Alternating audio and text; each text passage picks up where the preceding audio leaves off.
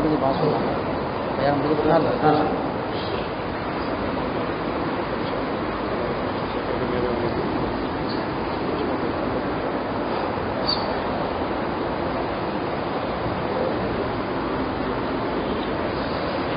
الحمد لله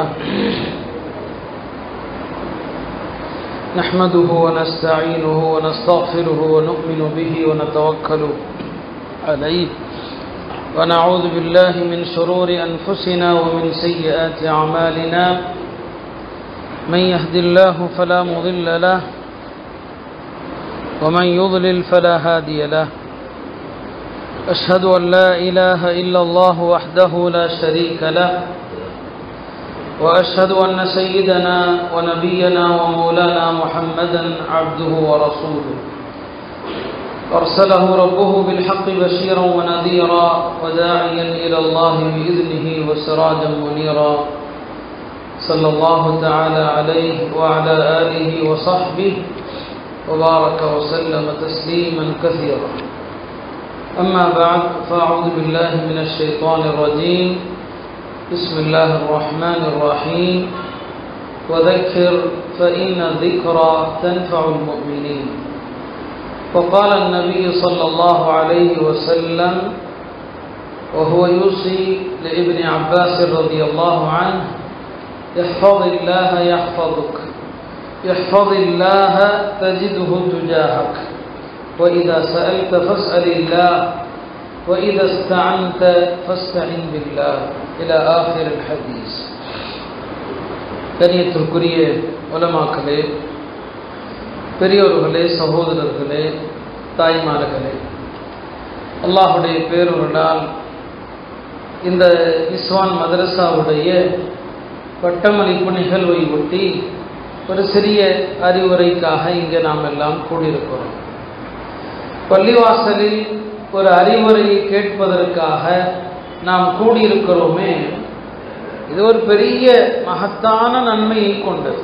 நபி ஸல்லல்லாஹு அலைஹி வஸல்லம் சொல்வாங்க, யார் பள்ளிக்கு ஒரு நன்மையை கற்றுக்கொள்ள அல்லது ஒரு நன்மையை கற்றுக் கொடுக்க, ரெண்டை தவிர வேறு நோக்கம் இல்லை, பள்ளிக்கு வருகிறாரோ அவருக்கு பரிபூர்ணமான ஹஜ்ஜுடைய நன்மை அவருக்கு கிடைக்கும் சொன்னார். இப்போ இங்கே அதுக்காக தான் உட்கார்ந்துருக்கிறோம் இல்லையா? ஒரு விஷயத்தை, நல்ல விஷயத்தை கேட்குறோம். அப்போ இங்கே இருக்கிற எல்லாருக்குமே ஹஜ்ஜுடைய நன்மை கிடைக்கும். இந்த பள்ளியில் இருக்கிற இந்த விஷயம் இருக்கு பாருங்க, உலகத்தில் இதை விட பாக்கி எதுவுமே இல்லை. இதை பற்றி தனியாக சொல்லிக்கிட்டே இருக்கலாம். அதே மாதிரி இப்போ மக்ரிப் தொழுதோம், அல்ஹம்துலில்லாஹ் எல்லாரும் ஒதுவோட இருக்கிறோம். பள்ளிவாசலில் தொழுதுட்டு ஒதுவோட இருந்தீங்கன்னா உங்கள் ஒது முடிகிற வரைக்கும் மலக்குமார்கள் உங்களுக்கு துவா செய்கிறாங்க, அல்லாஹும்ம ஃபிர் லஹு அல்லாஹும்ம ரஹம்ஹு, யா அல்லாஹ் இவரை மன்னிப்பாயாக, யா அல்லாஹ் இவருக்கு கருணை காட்டுவாயாக. இப்போ எல்லாரும் மலக்குகளுடைய துவாவில் தான் இருக்கிறோம். மூணாவது ஒரு விஷயம் என்ன தெரியுமா? இப்போ நீங்கள் கேள்விப்பட்டிருப்பீங்க, ஜம்சம் எந்த நியத்தில் குடிக்கிறோமோ அந்த நியத்து நிறைவேறும் இல்லையா? ஆனால் அபூதாவுதுல ஹதீஸ் இருக்குது, பள்ளிக்கு ஒருவர் எந்த நியத்தில் வருவாரோ அந்த நியத்து நிறைவேறும் இருக்கு. பள்ளியாசலுக்கு எந்த எண்ணத்தில் வர்றீங்களோ அந்த எண்ணத்தில் நீங்கள் வெற்றி அடைஞ்சிடலாம். பள்ளிக்கு வரும்போது இன்ஷா அல்லாஹ் நான் துவா செய்வேன், அல்லாஹ் ஏற்றுக்குவான் அப்படின்னு வந்தீங்கன்னா கண்டிப்பாக அது நடக்கும்.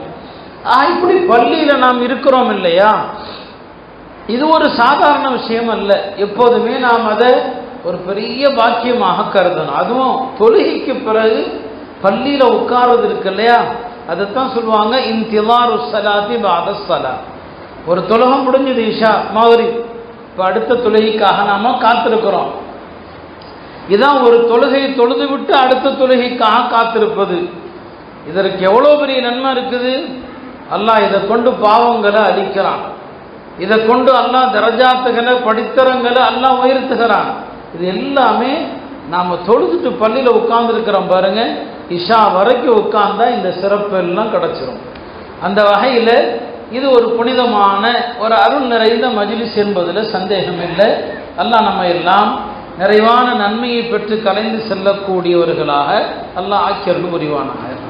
அருமையானவர்களே, பெண்களுடைய ஒரு நிகழ்வு என்பதனால நிறைய அவங்களுக்குத்தான் அறிவுரை சொல்ல வேண்டிய தேவை இருக்கிறது. பெண்கள் மார்க்கம் அவர்களுக்கு விரும்புகிற வாழ்க்கை என்ன அப்படிங்கிறதுலிருந்து இன்னைக்கு ரொம்ப தூரத்தில் இருக்கிறாங்க. பெண்களுக்கு மார்க்கம் விரும்புவது என்ன அப்படிங்கிற ஒரு அடிப்படையிலிருந்து பார்த்தோன்னு சொன்னால் இன்னைக்கு நம்முடைய தாய்மார்கள் சகோதரிகள் அதை விட்டு ரொம்ப தூரத்தில் இருக்கிறாங்க. சில விஷயங்களை சொன்னால் வருத்தமாக கூட இருக்கலாம், ஆனாலும் கூட நாம் இன்றைய சூழ்நிலையில் சொல்லித்தான் ஆகணும். ஒரு பேணுதலற்ற ஒரு வாழ்க்கையை தான் இன்றைக்கு நம்முடைய அருமை சகோதரிகள் வாழ்ந்து கொண்டிருக்கிறாங்க. எல்லா குடும்பத்திலையும் உள்ள நிலை அதுதான். விதிவிலக்காக ஒன்று ரெண்டை தவிர்த்து பார்த்தோன்னு சொன்னான். எனவே பெண்களுடைய கல்வி, அவங்க மார்க்க விஷயங்களை எவ்வளோ தெரியணும், நான் அதை பற்றியெல்லாம் கடைசியில் நான் சில விஷயங்களை சொல்லிக்கொள்ள விரும்புகிறேன். ஆரம்பத்தில் நம்முடைய தாய்மார்கள் கற்பொழுக்கம், பர்தாவுடைய பேணுதல், வீட்டை விட்டு வெளியே செல்லாதிருத்தல், கணவனை மதித்தல், இந்த விஷயங்களை தான் நான் ரொம்ப வலியுறுத்தி சில விஷயங்களை சொல்ல விரும்புகிறேன். அருமையான தாய்மார்களே, நாம் கேள்விப்படுறோம் ஒவ்வொரு வருஷமும் இப்ராஹிம் அலைஹிஸ்ஸலாமுடைய வரலாறு, அவங்களுடைய மனைவி ஹாஜருடைய வரலாறை கேள்விப்படுறோம். இப்போ அன்னை ஹாஜர் அலைஹிஸ்ஸலாம் ஒரு அரசனிடத்தில் சிக்கிக்கொள்கிறாங்க இல்லையா? அவங்க அல்லாஹ்ட்ட தொழுது துவா செய்கிற போது, அல்லாஹ்விடம் அவங்க தொழுது துவா செய்கிற நேரத்தில் ரெண்டு விஷயத்தை தான் வசீலாவாக வைக்கிறாங்க. இப்போ நீங்கள் துவாக்கல்ல வசீலாக வைக்கக்கூடிய அமல்கள் எதை வச்சா அல்லாஹ் துவா உடனே கபூல் செய்வான், அந்த மாதிரி விஷயங்கள் சில விஷயம் இருக்குது. நம்ம அந்த டாபிக் போகல. இப்போ அவங்க ரெண்டு விஷயத்தை தான் அல்லாஹ்ட்ட வசீலா செஞ்சாங்க. ஒன்று என்ன, எல்லாம் நான் ஒன்று ஈமான் கொண்ட பெண், இன்னொன்று நான் கற்பொழுக்கம் உள்ள பெண். இந்த ரெண்டு உண்மையா இருந்தா இந்த அநியாயக்கார அரசனிடமிருந்து என்னை நீ காப்பாற்ற வேண்டும். தன்னுடைய ஈமான வசீலா வாக்குறாங்க, தன்னுடைய தூய வாழ்க்கை கற்பொழுக்கம் உள்ள வாழ்க்கையை வசீலாக்குறாங்க. இந்த ரெண்டை கொண்டு நான் கேட்கிறேன், என்னை காப்பாத்துன்னு சொல்லி. இதிலிருந்து தான் உலமாக்கள் சொன்னாங்க, பெண்கள் கற்பொழுக்கம் உள்ள பெண்கள் இருந்தாங்கன்னா ஒரு மழை இல்லாத ஊர்ல அந்த ஒழுக்கமுள்ள பெண்களை வசீலாவாக ஆக்கி கேட்டால் துவா மழை பெஞ்சிரும்னு சொல்லுவாங்க. அல்லாஹ் மழையை கொடுத்துருவான். ஏன்னா பெண்கள் ஒழுக்கமாக வாழ்வது என்பது அல்லாஹ்வுக்கு உள்ளதில் ரொம்ப ரொம்ப அது பிடித்தமான அமல். பெண்கள் வெட்கக்கேடான வாழ்க்கை வாழ்வது என்பது அல்லாஹ்வை கோபப்படுத்தக்கூடிய ஆக பெரிய செயல். இன்றைக்கு உம்மத்து அதைத்தான் செஞ்சிட்டு இருக்குது. பெண்களிடத்துல ஒரு வெட்கமற்ற ஒரு சூழ்நிலையை தான் நம்ம பார்த்து கொண்டிருக்கிறோம். அந்த வகையில் பெண்களுக்கான அவர்களுடைய இருப்பிடம், அல்லாஹ் ஒரு பெண்ணை பொருந்தி கொள்வதற்கான சிறந்த அமல் அப்படின்னு ஒன்று இருக்குன்னா வீட்டில் இருக்கிறதா. வீட்டில் இருக்கிறதா அல்லாஹ் பெண்களை பொருந்தி கொள்வதில் சிறந்த அமல் அதுதாங்க. ஒரு பெண் நிறைய நஃபில்கள் தொழணும்னு தேவையில்லை, வணங்கணும், அது வேறு விஷயம். அவங்க நிறைய இபாதத்துகள் செய்யணும்னு தேவையில்லை, வீட்டை விட்டு வெளியே வராமல் வீட்டுக்குள்ளே இருந்தால் போதும். குர்ஆனும் ஒரே வார்த்தையில் சொல்லிவிட்டது, ஓ கர்ண ஃபீ புயூத்திக்குன், வீட்டில் இருங்கன்னு சொல்லுது. நபி ஸல்லல்லாஹு அலைஹி வஸல்லம் சொல்லுவாங்க, பெண்களுடைய பள்ளியில் சிறந்த பள்ளி அது, கைரு மசாஜிதின் நிசா காரு புயூத்திஹின், பெண்களுடைய பள்ளிகளில் சிறந்த பள்ளி எதுங்க, அவங்க வீட்டுக்குள்ள வீட்டில் ஆக மறைவான இடம் அது. வீட்லையும் ஆக மறைவான இடம், வீட்டில் நடுமுற்றம் இருக்கும், வீட்டில் கொஞ்சம் அறை இருக்கும், வீட்டிலும் கூட ஆக பருதாவான மறைவான இடம் எதுவோ அதுதான் பெண்களுடைய பள்ளிகளில் சிறந்த பள்ளி அப்படின்னு சொன்னாங்க. பொதுவாக பயான்களில் யாரையும் தாக்குறது இல்லை. இன்னைக்கு பார்த்தீங்கன்னா இயக்கங்கள் தமிழகத்தில் பெண்கள் பள்ளிக்கு வருவதை தடுக்காதீர்கள் அப்படின்னு ஹதீஸ் இருக்குது, பெண்கள் பள்ளிக்கு வரணும், பெண்கள் ஜும்மாவுக்கு வரணும், பெண்கள் ஈதுக்கு வரணும், ஹதீஸ் இருக்குதுன்னு போடுவாங்க, ஹதீஸ் நம்பர்லாம் போடுவாங்க.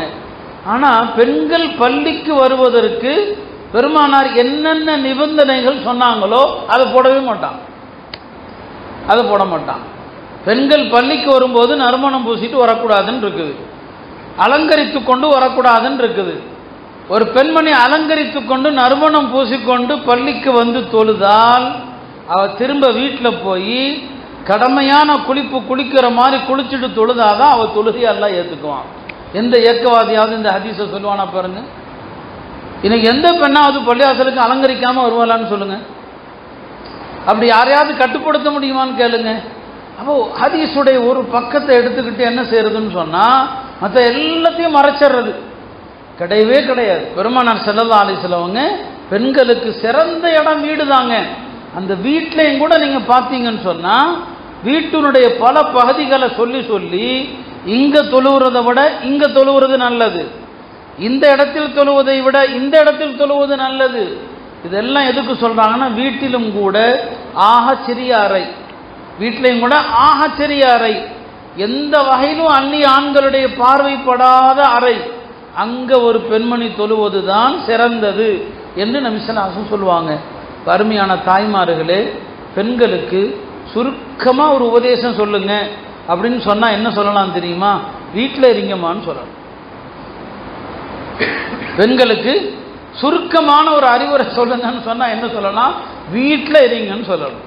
ஒரு பெண் வீட்டை விட்டு வெளியே வர்றதா இருந்தா என்னென்ன நிபந்தனை மார்க்கத்தில் இருக்கு தெரியுமா? இன்னைக்கு இந்த நிபந்தனை இப்படி எந்த பெண்ணுமே இல்லை. வீட்டை விட்டு வெளியே வர்றதுக்கு கணவனுடைய அனுமதி வேண்டும். கணவனுடைய அனுமதினா என்ன தெரியுமா? வேற வழி இல்லாமல் அனுமதி கொடுப்பாங்க. ஏன்னா அனுமதி கொடுக்கலன்னா என்ன ஆகும்னு தெரியும்.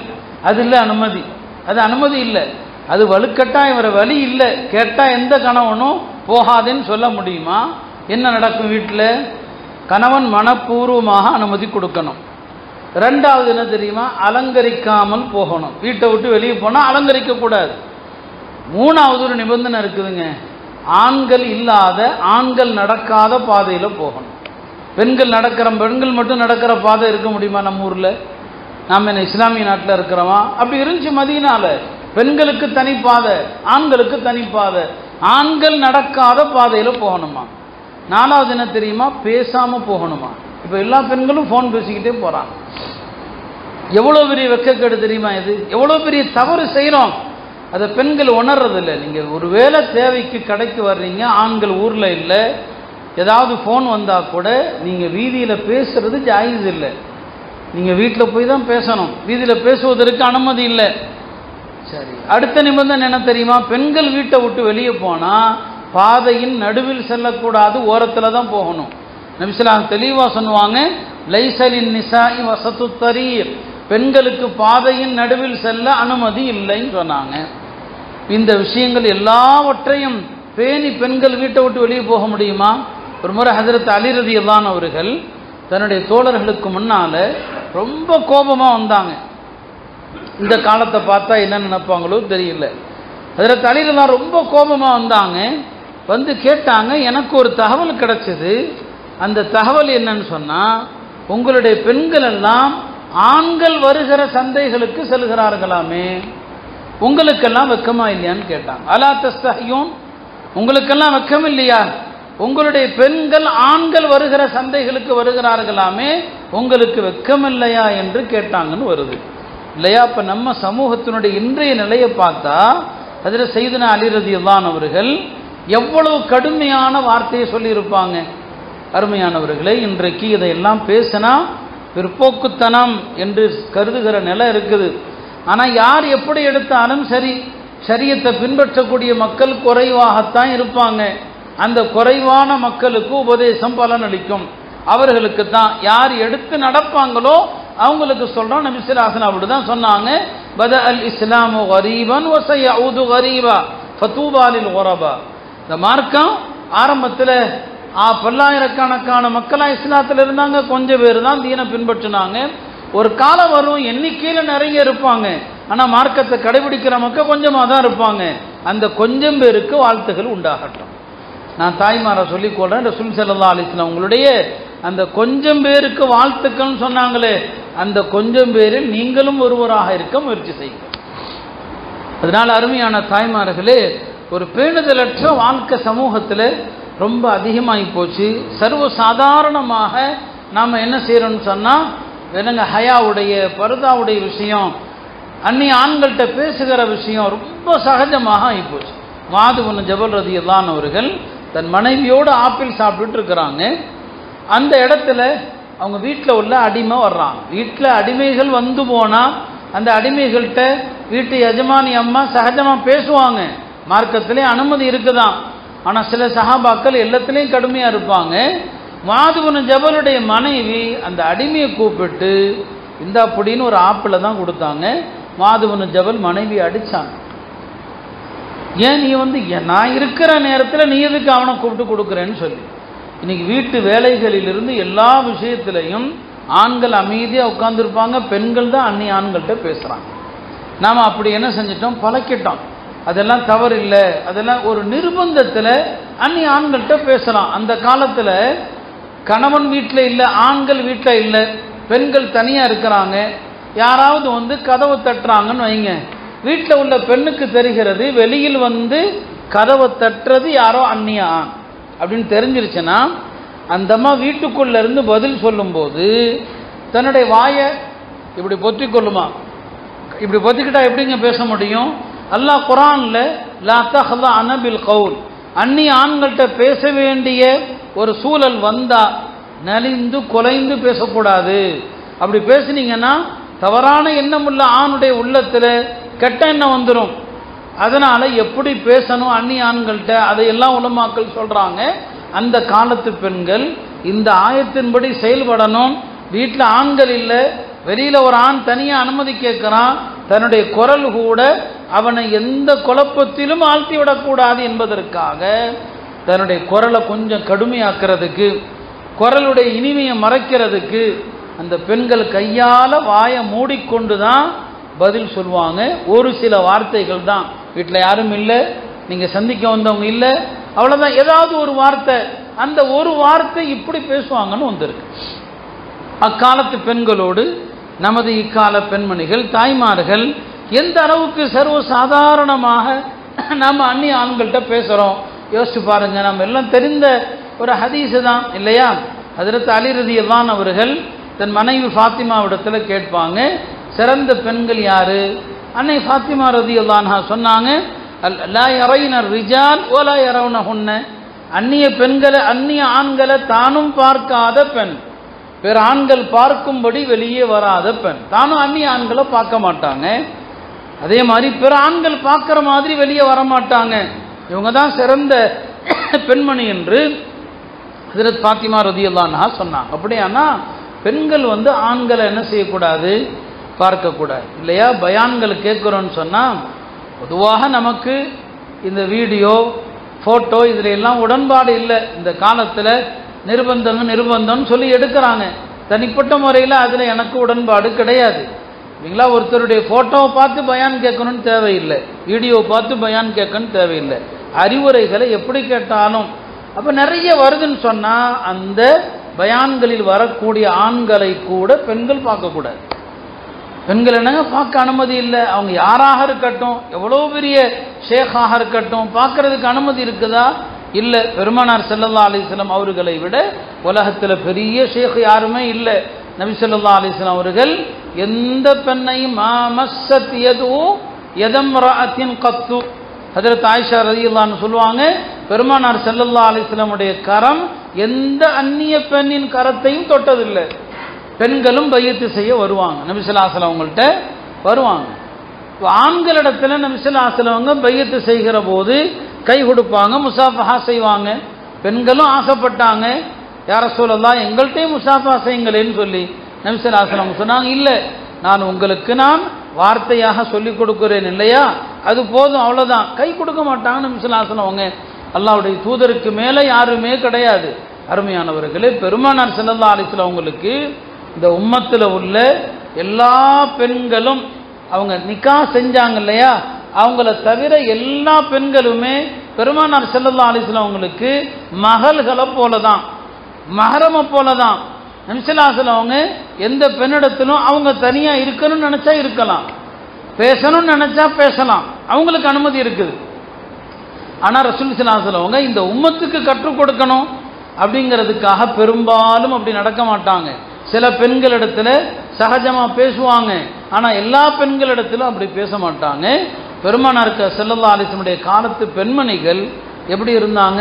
ஹஜ்ரத் ஜுபைர் இப்னு அவ்வாமுடைய மனைவி அஸ்மா ரலியல்லாஹு அன்ஹா அவர்கள், அஸ்மா பின்த் அபி பக்கர், நபி ஸல்லல்லாஹு அலைஹி வஸல்லம் அவங்க எங்கேயோ போயிட்டு வந்துகிட்டு இருக்கிறாங்க ஒட்டகத்தில்.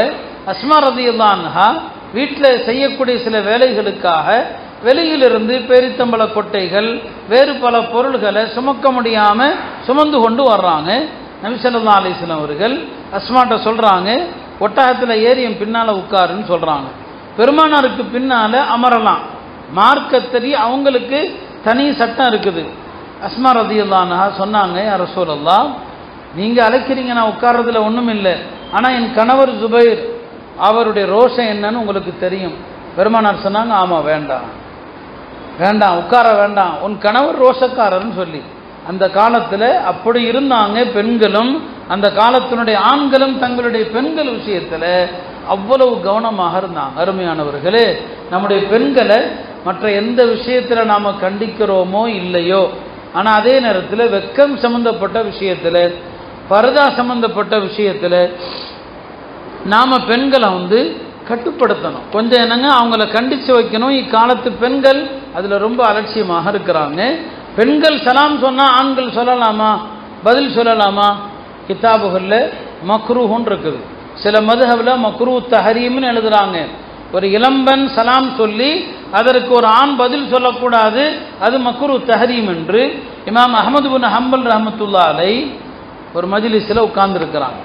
அந்த இடத்துல ஒரு பெண்மணி அவங்கள்ட்ட ஒரு சட்டம் கேட்க வந்தாங்க. வந்த இடத்துல அந்த அம்மா தும்மி விட்டது. யாராவது தும்மி அல்ஹம்துலில்லாஹ் சொன்னால் நாம் இரஹமுக்கெல்லாம் சொல்லணும். இமாம் அஹ்மதுக்கு பக்கத்தில் அவர் ஒரு பிரபலமான வணக்கசாலி. அந்த அம்மா தும்மியதற்கு இரஹமுக்கல்லான்னு சொல்லிட்டு, இரஹமுக்கில்லா, அல்லாஹ் உனக்கு ரஹமத் செய்யட்டுன்னு சொல்லிட்டார் அவர். இமாம் அஹ்மது என்ன சொன்னாங்க தெரியுமா? ஆபிதுன் ஜாஹிலுன்.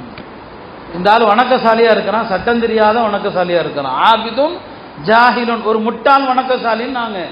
ஒரு பெண் தும்மியதற்கு இரஹமுக்கல்லான்னு சொல்லக்கூடாது என்று இமாம் அஹ்மது பின் ஹம்பல் ஒரு சட்டத்தை கற்றுக் கொடுக்குறாங்கன்னு சொன்னால், அருமையானவர்களே, எவ்வளோ பெரிய விஷயம் அது இன்னைக்கு. அதனால தான் நான் சொன்னேன், பெண்களுடைய இந்த ஹயாவுடைய விஷயம், பர்தாவுடைய விஷயம் இருக்கிறது, ரொம்ப அதில் கவனம் தேவை. பெருமானார் ஸல்லல்லாஹு அலைஹி வஸல்லம் அவங்க எவ்வளோ கடுமையாக சொல்கிறாங்க, கும்து அலா பாபின் நார் ஃபஇதா ஆம்மத்து மன் தஹலஹன் நிசா. நான் நரகத்தினுடைய வாசலில் நிற்கிறேன். நரகத்தில் அதிகமாக இருந்தது யார் தெரியுமா? பெண்கள்னு சொன்னான். நரகத்தில் அதிகமாக நான் யாரை பார்த்தேன்? பெண்களை பார்த்தேன் என்று பெருமானார் ஸல்லல்லாஹு அலைஹி வஸல்லம் அவங்க பெண் சமுதாயத்தை பார்த்து சொல்கிறாங்கன்னு சொன்னால், இப்போ பெண்களிடத்தில் எந்த அளவுக்கு ஒழுக்க வேண்டும் அருமையான தாய்மார்களே. அதனால் இந்த பர்தாவுடைய விஷயம், ஹிஜாபுடைய விஷயம், நிஸ்வான் நடத்துகிறவர்களும் ரொம்ப ரொம்ப உச்சக்கட்டமான பேணுதலான மசாலாவை சொல்லுங்கள். இதில் காலத்தினுடைய நெருக்கடி நெருக்கடி நெருக்கடின்னு சொல்லி எல்லா விஷயத்திலையும் இன்னைக்கு மார்க்கத்தில் வளைஞ்சு கொடுக்குற போங்கு வந்துடுச்சு. நீங்கள் இருக்கிற ஆண்களுக்கும் சொல்கிறேன், வீட்டில் தாய்மார்கள் பெண்கள் பயான் கேட்குறதாக இருந்தால் கூட வெறும் ஆடியோ பயான்களை கேட்க வைங்க. எவ்வளோ பெரிய ஆலிமா இருக்கட்டும், ஷேഖா இருக்கட்டும், உருவத்தோடு வரக்கூடிய பயான்களை தயவு செய்து கேட்க வைக்காது.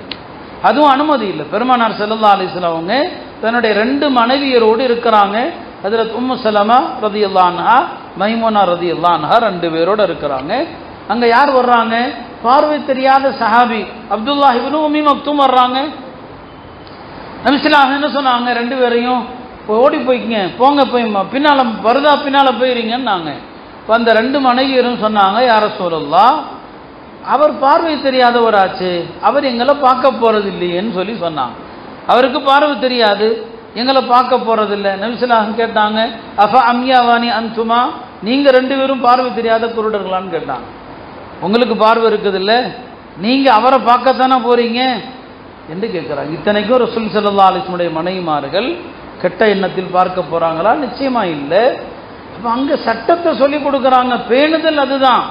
எனவே பெண்களுக்கு இந்த விஷயத்தில் எவ்வளவுக்கு எவ்வளோ அவங்கள்ட்ட பேணுதல் வருதோ அந்த அளவுக்கு சமூகத்தில் ஒழுக்கம் அதிகமாகும்.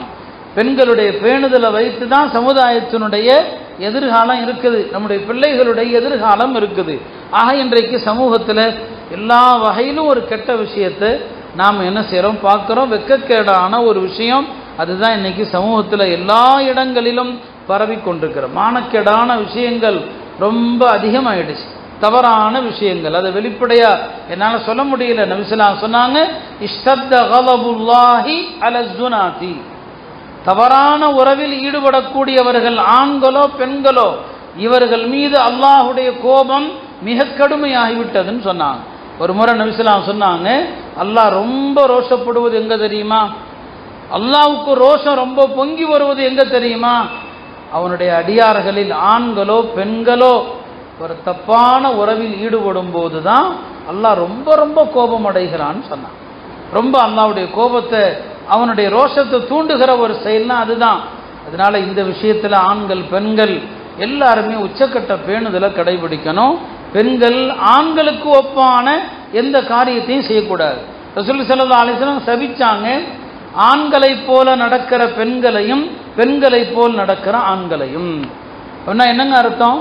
ஆண்கள் பெண்கள் மாதிரியான உடைகளை ஆண்கள் உடுத்தக்கூடாது, ஆண்களுடைய உடை போல பெண்கள் உடுத்தக்கூடாது. பெண்களுடைய உடை அலங்காரம், பெண்களுடைய முடி அலங்காரம் இதெல்லாம் ஆண்களுக்கு ஒப்பா இருக்கக்கூடாது. ஆம்பளை மாதிரி பொம்பளை முடி வச்சா அந்த பெண் சாபத்திற்குள்ளானவள் பெருமானாருடைய நாவினார். ஆண்களை போல பெண்ணுடைய உடை அமைப்பு இருக்கு. இந்த காலத்தில் நீங்க பாக்குறீங்க நகர்ப்புறங்கள்ல ஆண்களை போல உடல்ல என்னங்க பெண்கள் ஆனா பெண்ணா அப்படின்னே தெரியாது. இப்னு உமர் ரலியல்லாஹு அன்ஹா ஒரு பெண்மணியை பார்த்தாங்க. அந்த பெண்ணுடைய அவள் வைத்திருக்கிற அந்த தலைமுடியெல்லாம் ஆனா பெண்ணான்னு தெரியல. கேட்டாங்க, நீ ஆம்பளையா பொம்பளையான்னு கேட்டாங்க. இல்லை நான் பெண்மணி தான் சொன்னாங்க. அப்போ இப்னு உமர் தான் சொன்னாங்க, ரசூல் ஸல்லல்லாஹு அலைஹி வஸல்லம் அவர்கள் சபிச்சாங்க ஆண்களை போல ஒப்பாக நடக்கிற பெண்கள்னு சொல்லி. இன்னைக்கு அந்த கலாச்சாரமும் பரவி கொண்டிருக்கிறது. எல்லாம் இந்த சோசியல் மீடியாக்களால, இந்த மோசமான இந்த செல்போன் கலாச்சாரத்தினால அது ஒரு பக்கம் பெண்கள்கிட்ட பரவிட்டு இருக்குது. மானக்கேடான விஷயங்களை ரொம்ப சொல்லவும் கூடாது, ஆனாலும் சில நேரங்களில் சொல்ல வேண்டிய தேவை இருக்குது. இன்றைக்கு சமூகத்தில் பரவுகிற மானக்கேடான விஷயங்களில் ஒன்று ஆண்களுக்கு இடையிலான தவறான உறவுகள், பெண்களுக்கு இடையில கல்லூரி வாழ்க்கையில் உள்ள பழக்கத்தினால, வேறு சில பழக்கங்களால முஸ்லிம் சமூகத்திலேயும் அந்த நோய் பரவி விட்டது. சமீபத்தில் மிக நெருக்கமான ஒரு சில இடங்களிலிருந்து நமக்கு ரொம்ப கவலையோடு சொன்னாங்க, ஒரு குடும்பத்தினுடைய நம்ம சமூகத்தை சார்ந்த ஒரு பெண் அந்த மாதிரியான ஒரு உறவுல போயிட்டாங்க. எவ்வளவோ சொல்லியாச்சு. காவல்துறையில் போய் புகார் கொடுத்தா போலீஸ் ஸ்டேஷனில் என்ன சொல்கிறாங்க, பாய் இந்த விஷயத்தில் சட்டப்படி நாங்கள் ஒன்றுமே செய்ய முடியாது பாய். அந்த பெண் என்னங்க இந்திய சட்டப்படி அவளுக்குரிய உரிமை இருக்குது, வயசுக்கு வந்துருச்சு, நாங்கள் என்ன செய்ய முடியாது, இதில் ஒன்றும் செய்ய முடியாது பாய், நீங்கள் அறிவுரை சொல்லி திருத்திக்கிங்க. நான் இந்த விஷயத்தை இதுக்கு மேலே வளர்க்க முடியாது, நீங்கள் அறிவுரை சொல்லி திருத்திங்க பாய், அதுக்கு மேலே இதில் நாங்கள் எதுவுமே செய்ய முடியாது என்று சொல்லக்கூடிய அளவுக்கு தான் இன்றைக்கு பெண்கள். நபி ஸல்லல்லாஹு அலைஹி வஸல்லம் இதை எல்லாமே சொன்னாங்க. அந்த மாதிரி பெண்களுக்கு மத்தியில் ஏற்படுகின்ற அந்த தவறான நடவடிக்கைகளுக்கு அஸ்ஸுஹாக் அஸ்ஸிஹாக்னு சொல்லப்படும். நபி ஸல்லல்லாஹு அலைஹி வஸல்லம் அதையும் விபச்சாரம்னு சொன்னாங்க. அருமையான பெரியவர்களே, குடும்பத்தில் உள்ள பெண்கள், அது தாயானாலும் சரி, மகளானாலும் சரி, சகோதரியானாலும் சரி, மனைவியானாலும் சரி, அவங்களுடைய ஒழுக்கம் விஷயத்தில் ரொம்ப கவனம் செலுத்துங்க. நபி ஸல்லல்லாஹு அலைஹி வஸல்லம் தன்னுடைய குடும்பத்து பெண்கள் விஷயத்தில் ஒழுக்கத்தில் கவனம் இல்லாத ஆம்பளைய தய்யூஸ்ன்னு சொன்னாங்க, ரோசமற்றவன் சொன்னாங்க, அவன் சொர்க்கம் போக மாட்டான்னு சொன்னாங்க. நீங்கள் பள்ளிவாசலில் அமன் செஞ்சால் பத்தாது, உங்கள் குடும்பத்து பெண்களுடைய ஒழுக்கம் என்ன, அவங்களுடைய பர்தாவுடைய பேணுதல் என்ன, இதில் உங்களுக்கு அக்கறை இல்லாமல் போனால் உங்களுக்கு சொர்க்கம் இல்லை என்று பெருமானார் ஸல்லல்லாஹு அலைஹி வஸல்லம் சொன்னாங்க. எனவே அருமையான தாய்மார்களே, இந்த புனிதமான இந்த நிஸ்வானுடைய ஒரு பட்டமளிப்பு நிகழ்ச்சியில் இருக்கிறீங்க. நீங்கள் படித்தவற்றில் எந்த விஷயத்தில் படிச்சீங்களோ, அதை என்ன விளங்குனீங்களோ, நிச்சயமாக ஒரு பெண்ணுக்கு பல்வேறு சட்டங்கள் மசாயில்கள் தெரிய வேண்டியது இருக்குது. பெண்களுக்கு மார்க்க அறிவு ரொம்ப தேவை. அன்னை ஆயிஷா ரலியல்லாஹு அன்ஹா பெரிய மாபெரும் புத்திசாலி பெண்மணி, 8 வகையான அறிவு அவங்கள்ட்ட இருந்துச்சு. யார்? ஆயிஷா அவங்களுக்கு. ஒரு முறை உர்வத் இப்னு ஸுபைர் அவர்கள் அன்னை ஆயிஷாட்ட கேட்பாங்க, அவங்களுடைய சகோதரி மகன் அவங்க உர்வத் இப்னு ஸுபைர், அன்னை ஆயிஷாவிடத்தில், அன்னை அவர்களே நீங்கள் குர்ஆனுடைய விளக்கம்லாம் சொல்கிறீங்க இல்லையா, அதெல்லாம் எனக்கு ஆச்சரியமே இல்லை. நீங்கள் நபி ஸல்லல்லாஹு அலைஹி வஸல்லம் மனைவி, அபூபக்கருடைய மகள், நீங்கள் குர்ஆனுடைய விளக்கம் சொல்கிறது, ஹதீஸுடைய விளக்கம் சொல்கிறது, அதெல்லாம் எனக்கு ஆச்சரியமே கிடையாது. சட்டங்கள் சொல்கிறீங்க, அதெல்லாம் ஆச்சரியம் இல்லை. எனக்கு என்ன ஆச்சரியம் தெரியுமா, நீங்கள் நோயாளிகளுக்கு மருத்துவத்தை சொல்லி கொடுக்குறீங்க இல்லையா, என்னென்ன மருந்து சாப்பிடு, எனக்கு அதான் ரொம்ப ஆச்சரியமாக இருக்குது. இந்த மருத்துவ கல்வியை யார்கிட்ட இருந்து எப்படி கற்றுக்கொண்டீங்கன்னு கேட்டான். அன்னை ஆயிஷா வந்து ஒரு பெரிய மருத்துவராக இருந்தாங்க. இதை எப்படி நீங்க கத்துக்கிட்டீங்க? நீங்க குர்ஆனை சொல்லலாம், ஹதீஸை சொல்லலாம், அது புரியுது. நீங்க வீட்டுக்குள்ளே இருக்கிற அம்மா எங்கிருந்து மருத்துவம் படிச்சீங்கன்னு சொல்லி அன்னை ஆயிஷா அவர்கள் ஒரு அழகான விஷயம் சொன்னாங்க. எந்த காலேஜிலையும் போய் படிக்கல, அன்னைக்கு எங்க இருந்துச்சு சொன்னாங்க. ஒன்றும் இல்லை, நபி ஸல்லல்லாஹு அலைஹி வஸல்லம் அவங்களுக்கு ஏதாவது நோய் வந்தா பல பேர் வந்து வைத்தியம் சொல்லுவாங்களாம். இது சாப்பிடுங்க, இது சாப்பிடுங்க. அவங்களுடைய கடைசி நாட்கள் இருக்கு இல்லையா, இந்த சஃபருடைய கடைசி நாட்கள்ல நோய்வாய்ப்பட்டு படுத்திருந்தாங்கல்ல, அப்போ அரபு வைத்தியர்கள் அனுபவசாலிகள் பலரும் வந்து இந்த நோயா இருந்தா இதை சாப்பிடுங்க, இதுவா இருந்தா இதை சாப்பிடுங்கன்னு சொன்னாங்க பாருங்க.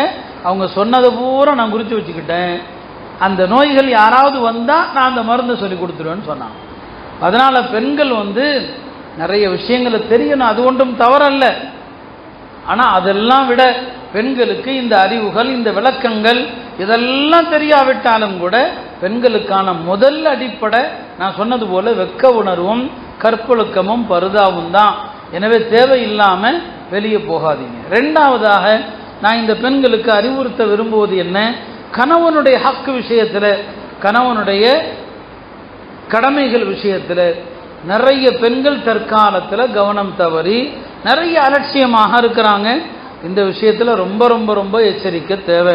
கணவனை மதிக்க தவறுனீங்கன்னு சொன்னால் அல்லாஹ்வுடைய கடுமையான கோபத்திற்கு ஆளாகுவீங்க. கணவனை மதித்து நடக்கிற நல்ல பெண் தான் சிறந்த பெண்மணி. பெருமானார் ஸல்லல்லாஹு அலைஹி வஸல்லம் அவங்க பல ஹதீஸுகளில் சொல்லுவாங்க, ஒரு மனிதனுக்கு உலகத்தில் கிடைக்கிற பாக்கியங்களில் சிறந்த பாக்கியம்னா 3 தான். நல்ல மனைவி அமைவது, நல்ல வாகனம் அமைவது, நல்ல வீடு அமைவது. சில ஹதீஸுகளில் நல்ல பக்கத்து வீட்டுக்காரன் அமைவது. இந்த 4 விஷயம்தான் உலகத்தில் கிடைக்கிற அருள்களிலெல்லாம் சிறந்த அருள் நல்ல மனைவி தான். நல்ல மனைவி. முஸ்லிம் இப்னு யஸார் அப்படின்னு ஒருத்தவங்க சொன்னாங்க, நான் அல்லாஹ் யாருக்கு கொடுத்த எந்த ஒரு அருட்கொடையை பார்த்தும் நான் பொறாமலாம் நான் பட மாட்டேன். நான் பொறாமப்படுறதா இருந்தா இந்த 3 விஷயத்தில் ஒன்று இருந்தா யார்ட்டையாவது அவரை பார்த்து நாம் பொறாமப்படுவேன். ஒன்று, யாருக்காவது நல்ல மனைவி இருந்தால் பொறாமப்படணும், நல்ல மனைவி இருந்தால். ரெண்டாவது என்ன, நல்ல பக்கத்து வீட்டுக்காரன் ஒரு ஆளுக்கு இருந்தால் பொறாமப்படலாம். மூணாவது என்ன, காற்றோட்டம் உள்ள நல்ல வீடு, அழகான வீடு, அவரை கண்டு பொறாமப்படலான்னு சொன்னாங்க. அருமையானவர்களே, அந்த வகையில் பெண்கள் வந்து ஆண்களுக்கு கட்டுப்படுற விஷயம் இருக்குது. உங்களுடைய சொர்க்கத்தையோ நரகத்தையோ முடிவு செய்கிறது அதுதான், அதான் முடிவு செய்து. பெருமானார் ஸல்லல்லாஹு அலைஹி வஸல்லம் அவர்கள் சொன்னாங்க, ஆண்கள் சொர்க்கம் போகணும்னா நிறைய தியாகம் பண்ணணும். பெண்கள் அப்படி அல்ல, ஐவேளை தொழுது ரமதான்ல நோன்பு வைத்து கற்பொழுக்கத்தை பேணி அதாஅத் பஅலஹா, கணவனுடைய சொல் பேச்சு நடந்தால், கணவனுடைய சொல்படி நடந்தா பாருங்க, ஐவேளை தொழுக, ரமதானுடைய நோன்பு இல்லையா, கணவனுக்கு கற்பொழுக்கத்தை பேணுறது, கணவன் சொல்றதை கேட்கறது, இந்த 4 விஷயம் இருந்துட்டா போதுங்க. சொர்க்க மறுமையில் அந்த பெண்ணுக்கு என்ன சொல்லப்படும், உதுஹுலி இல்லையா, நீ எந்த சொர்க்கத்தினுடைய வாசல் வழியா போக நினைச்சாலும் போய்க்கன்னு சொல்லப்படும். கணவனை மதித்து நடக்கிறதா ஒரு பெண்ணுக்கான முதன்மையான விஷயம். பெருமானார் ஸல்லல்லாஹு அலைஹி வஸல்லம் சொன்னாங்க, ஒரு பெண் எப்படிப்பட்ட பெண்ணா இருந்தா நல்ல பெண்ணுன்னு சொல்லலாம். ஒரு சஹாபி வந்து சொன்னாங்க, யா ரசூலல்லாஹ், என்னுடைய மனைவி எப்படிப்பட்ட மனைவின்னு சொன்னா, நான் வெளியில போயிட்டு எப்பெல்லாம் வீட்டுக்குள்ள வருகிறேனோ என் மனைவி இப்படிதான் வரவேற்பாங்க, மர்ஹபம் பி சய்யிதிஹா, இந்த வீட்டினுடைய உரிமையாளரே வாங்கன்னு கூப்பிடுவாங்க. மர்ஹபம் பி சய்யிதிஹா, இந்த வீட்டுக்கு உரிமையாளரே நீங்க வாங்க. அவர் நிறைய சொல்றார், அதையெல்லாம் சொல்ல விரும்பல. வீட்டுக்கு வர்ற கணவனை வாங்கன்னு சொல்லி அழகா வரவேற்கிறாங்க. அவர் தன் மனைவியை பற்றி பெருமானார் ஸல்லல்லாஹு அலைஹி வஸல்லம் அவங்கள்ட்ட சொன்னபோது பெருமானார் சொன்னாங்க, லஹா நிஸ்பு அஜ்ரில் முஜாஹிதி ஃபீ சபீலில்லாஹ், இந்த பெண்ணுக்கு அல்லாஹ்வுடைய பாதையில அறப்போர்ல போனார் இல்லையா, அவருக்கு கிடைக்கிற கூலியில பாதி கூலி கிடைக்கும். இந்த பயானை கேட்டுட்டு எல்லா பெண்களும் இன்னைக்கு வீட்டில் வரவேற்பாங்க. நீங்க வீட்டுக்கு போகும்போது வீட்டு தலைவரே வாங்க அப்படின்னு கூப்பிடுவாங்க. ஹதீஸை கேட்டால் ஒரு தடவையாவது வாழ்க்கையில் அமல் செஞ்சார், குறைஞ்சபட்சம் ஒரு தடவையாவது. இமாம் சுஃபியானு சௌரி என்று ஒரு பெரிய முஹத்திஸ் இருந்தாங்க. அவங்க சொல்லுவாங்க, மா பலகனி ஹதீஸுன் அனின் நபி ஸல்லல்லாஹு அலைஹி வஸல்லம் இல்லா அமில்து பிஹி வலவ் மர்ரத்தன், நபி ஸல்லல்லாஹு அலைஹி வஸல்லம் உடைய எந்த ஹதீஸை நான் முதல்ல கேள்விப்பட்டாலும் ஃபர்ஸ்ட் ஒரு தடவை அமல் செஞ்சு. நம்ம பயான்கள் நிறைய கேட்குறோம், குறைஞ்சது ஒரு விஷயத்தை கேட்ட அன்னைக்காவது அமல் செய்யணும். அப்போ எத்தனையோ சுன்னத்துகள் வாழ்க்கையில் வந்துடும். புரியுங்களா? ஹலீல் அஹ்மத் சஹாரன்பூரி ரஹ்மத்துல்லாஹி அலைஹி அவங்க ஒரு ஹதீஸ் நூலுக்கு ஒரு விளக்க உரை எழுதியிருக்கிறாங்க. இந்த விளக்க உரை எழுதிக்கிட்டே வர்ற நேரத்தில் நபி ஸல்லல்லாஹு அலைஹி வஸல்லம் அவங்க தஹஜ்ஜுதுடைய தொழுகையில் ஒரு 20 சூரா ஓதுவாங்கன்னு இப்னு மஸ்ஊத் ரலியல்லாஹு ஒரு ஹதீஸ் வருது அபூதாவுதுல. தஹஜ்ஜுதுல 20 சூரா 10 ரக்காத்து, ஒவ்வொரு ரக்காத்திலும் 2 சூரா. இது அபூதாவுதுல இருக்குது, கிதாபு ஸலாத்துடைய கடைசியில் இருக்குது, உலமாக்கள் பார்த்துக்கலாம். இந்த இடம் வர நேரத்தில் மௌலானா ஹலீல் அஹ்மத் சாப் சொன்னாங்க, தன்னுடைய மாணவர் ஷேகுல் ஹதீஸ் ஜக்கரியா ரஹ்மத்துல்லாஹி அலைஹி கூப்பிட்டு இந்த 20 சூறாவையும் ஒரு ஏதாவது ஒரு சீட்டில் எழுதுப்பா, இன்னைக்கு நைட்டு தஹஜ்ஜுதுல இதை ஓதி தொழுதுருவோம். ஏன்னா ஹதீஸை முதல்ல பார்த்தா ஒரு தடையாவது அமல் செய்யணும் குறைஞ்சபட்சம். அப்போ அதனால இந்த பெண்கள்லாம் அந்த மாதிரி பெண்கள் தான் இன்ஷா அல்லாஹ் இன்னைக்கு வீட்டில் என்ன செஞ்சிருவாங்க, வரவேற்றுடுவாங்க. இப்போ சொன்னாங்க, கணவனை வரவேற்கிற இந்த பெண்ணை பற்றி சொன்னாங்க, லஹா நிஸ்ஃபு அஜ்ரில் முஜாஹிதி ஃபீ சபீலில்லாஹ். அடுத்து சொன்னாங்க, வஹிய ஆமிலு மின் உம்மாலில்லான்னு சொன்னாங்க. இந்த பெண்மணி இருக்கிறாளே, இவளுக்கு அல்லாஹ்வுக்காக செயல்படக்கூடிய அவர்களுடைய நன்மை இந்த பெண்ணுக்கு கிடைக்கும் என்பதாக ரசூல் ஸல்லல்லாஹு அலைஹி வஸல்லம் சொன்னாங்க. அருமையானவர்களே, கணவனை தயவு செய்து அதிருப்திக்குள்ளாக்காதீங்க, கணவனை தயவு செய்து கோபப்படுத்தாதீங்க. ஏன்னா இந்த பட்டம் வாங்கி போகிற பெண்கள் அதில் இள வயது பெண்கள் இருப்பாங்க, அடுத்து திருமணமாக போகிற நிலையில் இருப்பாங்க. திருமணமாகிறதுக்கு முன்னால் கணவனுடைய கடமைகளை தெரிஞ்சுக்குங்க. சஹாபிகளில் ஒரு பெண்மணி இருந்தாங்க, அந்த பெண்மணி இளம் பெண்மணி கல்யாணம் பண்ண மாட்டேங்கிறாங்க, தகப்பன் கல்யாணம் பண்ணுங்கிறாரு. அவர் பெருமானார் ஸல்லல்லாஹு அலைஹி வஸல்லம் கிட்ட வந்து சொல்றார், யார சொல்லுதா, என் மகளை நிக்காஹ் செய்ய சொல்கிறேன், நிக்காஹ் பண்ண மாட்டிருக்கிறாங்க. பெருமானார் ஸல்லல்லாஹு அலைஹி வஸல்லம் அந்த பெண்ணை கூப்பிட்டு சொன்னாங்க, அத்தீஇ அபாக்கி, அந்த அத்தா சொல்கிறத கேளம்மான்னு சொல்லி. அந்த பெண்மணி ஒரு விஷயந்தான் சொன்னாங்க, யார சொல்லலாம், கணவனுக்கு செய்ய வேண்டிய கடமைகள் என்னவென்று தெரியாமல் நான் நிக்காஹ் செய்ய மாட்டேன்னு சொன்னேன். கணவனுடைய கடமைகள் என்ன என்று தெரியாம நான் நிக்காஹ் செய்ய போறதில்லைன்னு சொன்னாங்க.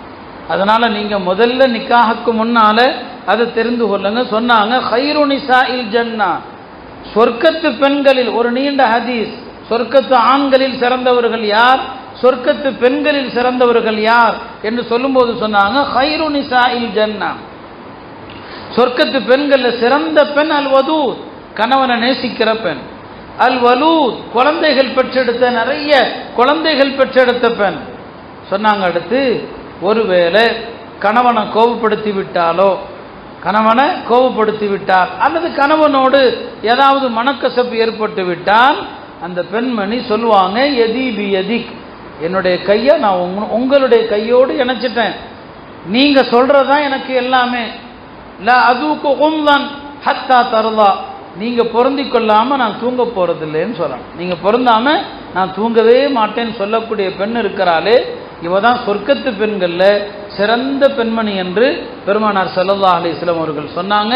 அருமையானவர்களே, எனவே தயவு செய்து கணவனுடைய ஹக்க பேணுங்க, கணவனுடைய கடமையை பேணுங்க. கணவன் சொல்ற விஷயம் மார்க்க விரோதமா இருந்தா கட்டுப்படக்கூடாது, அது வேறு விஷயம். மற்ற விஷயங்கள்ல கணவனுடைய பேச்சு, கணவர் கொடுக்கக்கூடிய அளவு என்னவோ அதை பொருந்தி கொள்ளுங்க. கணவன் கொடுக்கிற அளவை மனைவி பொருந்தி கொண்டா எந்த கணவனும் ஹராமான வருமானத்துக்கு போக மாட்டான், எந்த கணவனும் லோன் வாங்க மாட்டான். மனைவி எனக்கு இது போதும், நீங்க தர்றது போதும் அப்படின்னு சொல்லிட்டா ஆண்களுக்கு நிர்பந்தம் இல்லை. ஆண் நிர்பந்தமா வட்டிக்கு போறதும், வட்டிக்கு கடன் வாங்குறதும், லோன் வாங்குறதும் எதனால, மனைவியை திருப்திப்படுத்த, மனைவி மக்களுக்காக தான் ஆண்கள் இத்தனை தவறும் செய்கிறாங்க. எனவே தயவு செய்து பெண்களுடைய ஆண்களுடைய விஷயத்தில் கவனமாக இருங்க. இது நான் இந்த பெண்களுக்கு சொல்லிக் கொள்கிற 2வது விஷயம்.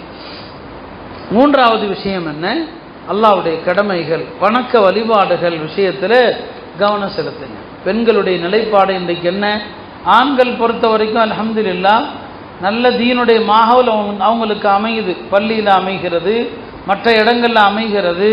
ஆண்கள் நிறைய வணக்கத்தில் ஓரளவுக்கு கவனம் செலுத்துகிறாங்க. ஆனால் பெண்களுடைய நிலை அப்படி கிடையாது. பெண்கள் இன்னைக்கு பயணத்தில் தொழுகிறதில்லை. பெண்கள் கல்யாண வீடுகள் ஏதாவது வீட்டில் விசேஷம் வந்தால் ஐவேளை தொழக்கூடிய பெண்களும் கூட என்ன செய்யறது கிடையாது, தொழுகிறது கிடையாது. ரமதான் மாதத்தில் அவங்களுக்கு தொழக்கூடாத நாளாக இருந்தால் நோன்பு வைக்கக்கூடாது. ரமதானில் எல்லா ஊர்லேயும் பார்க்கலாம், ட்ரெஸ் எடுக்கணும்னு போனாங்கன்னா வெளியூருக்கு பல பெண்கள் நோன்பு வைக்கிறதுல நோன்பு விட்டார். அந்த அளவுக்கு கடமைகள் விஷயத்தில், கடமையான வணக்கங்கள் விஷயத்தில் அவ்வளவு என்னங்க பேணுதலற்ற ஒரு நிலையில் பெண்கள் இருக்கிறாங்க. நம்முடைய முன்னோர்களை பாருங்க, நம்முடைய தாய் அன்னை ஆயிஷா ரலியல்லாஹு அன்ஹாவை பாருங்க. அன்னை ஆயிஷா ரலியல்லாஹு அன்ஹா அவர்களிடத்தில் பல நல்ல விஷயங்கள் இருந்தது. 3 விஷயங்களை உலமாக்கள் சொல்லுவாங்க. முதலாவது விஷயம் என்ன, அன்னை ஆயிஷா அவர்கள் காலமெல்லாம் நோன்பு வைப்பாங்க. மார்க்கத்தில் நோன்பு வைக்கக்கூடாத நாள்னு 5 நாள் இருக்குது. இந்த 5 நாளை தவிர மீது எல்லா நாட்களும் அன்னை ஆயிஷா அவர்கள் நோன்பு வைப்பாங்க. இப்போ நோன்பு வச்சாலே தேவையில்லாத விஷயங்கள் எதுவுமே வராதுங்க. எல்லா விஷயத்திலிருந்தும் பாதுகாக்கிற கேடயம் என்ன, நோன்பு தான். அஸ்ஸியாமு ஜுன்னா, நோன்பு கேடயம் என்று பெருமானார் ஸல்லல்லாஹு அலைஹி சொன்னாங்களே, அதுக்கு இந்த அர்த்தம் எல்லாம் இருக்குது. ரெண்டாவது என்ன, அன்னை ஆயிஷா ரலியல்லாஹு அன்ஹா இரவுல நின்று நீண்ட நேரம் வணங்குவாங்க. குர்ஆனில் சூரத்து தூர்ல வரக்கூடிய ஒரு ஆயத்து, ஃபமன்னல்லாஹு அலைனா வ வகானா அஸாபஸ் ஸமூம், அல்லாஹ் எங்களுக்கு அருள் புரிந்தான், இந்த துன்புறுத்தும் வேதனையிலிருந்து அல்லாஹ் எங்களை பாதுகாத்தான். இந்த ஆயத்தையே இரவு முழுக்க ஓதி அழுது கொண்டு தொழுதுகிட்டே இருந்தாங்க அன்னை ஆயிஷா ரலியல்லாஹு அன்ஹா. மூணாவது விஷயம் என்ன தெரியுமா, அன்னை ஆயிஷா ரலியல்லாஹு அன்ஹா எந்த பொருளையும் வச்சுக்க மாட்டாங்க, எது வந்தாலும் கொடுத்துருவாங்க. அவங்கள பற்றி வருது, லா தும்சிக் ஷைஅன் லிகதின், எந்த பொருளையும் அன்னை ஆயிஷா அவர்கள் நாளைக்குன்னு வைக்கவே மாட்டாங்க.